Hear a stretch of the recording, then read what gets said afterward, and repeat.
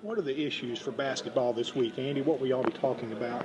Well, the one thing that we've discussed really over the last 2 or 3 years ad nauseum is scheduling and what to do as it relates to our non-conference scheduling, what to do as it relates to tweaking the SEC schedule. Once we got away from East and West a couple of years ago, and once Missouri and Texas A&M joined the fray, scheduling dynamic has changed. You can't be completely equitable with the way that the league is balanced. There is no East, there is no West. You're trying to figure out what makes the most sense to position the league to move forward, and I'm sure those discussions will be a hot topic again. Well, how has scheduling changed? I mean, with those things that you mentioned, it seems like, and you throw in the SEC Big East thing, it seems like scheduling has gotten more, I guess, compelling, competitive. I mean, what else needs to happen to schedule? There's a lot of different opinions. We're all trying to figure out what it makes the most sense for the league. The one thing that I can say, and I'm the third most tenured guy in the room.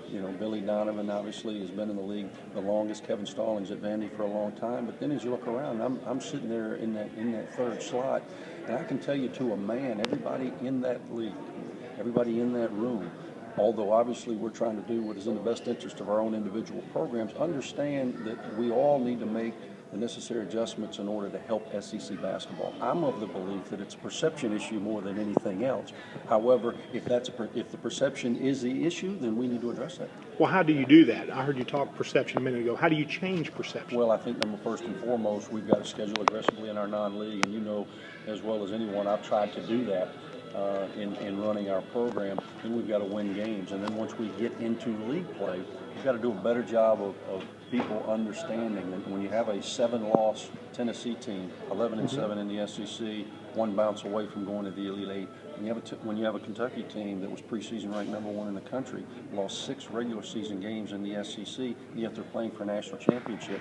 Those things in other leagues is often viewed as parity, but for whatever reason in our league, it's viewed as, well, the SEC is down. Those are things that we need to change internally. Well, is perception only about winning games, though? Does that change if you win enough and you've got a second, a third, another team ranked in the top 25? Well, I think it does, but I think, what is rankings? Rankings is a perception more so than anything else. So I do think that we've all got to do our part in our non-league of positioning ourselves for the SEC league race to have the relevance we all want it to have. Where are you on your search for Sergio's replacement? I haven't done anything with it yet. I don't feel a real necessity to make a move real quickly. I brought on Tony Matlock, as you well know, and I'm excited to bring Tony on board.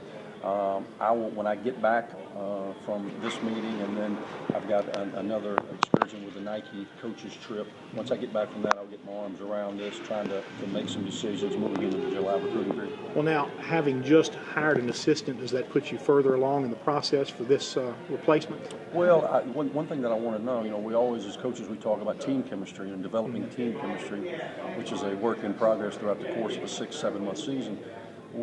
I think the same thing relates to your staff. Staff chemistry is important. So I wanted to bring Tony on, get to know him a little bit, find out really what his strengths, what his weaknesses were, along with Bill and myself and the people that I have in place that obviously I'm very comfortable with, and figure out what the next step is as far as bringing the best staff that I can to our program.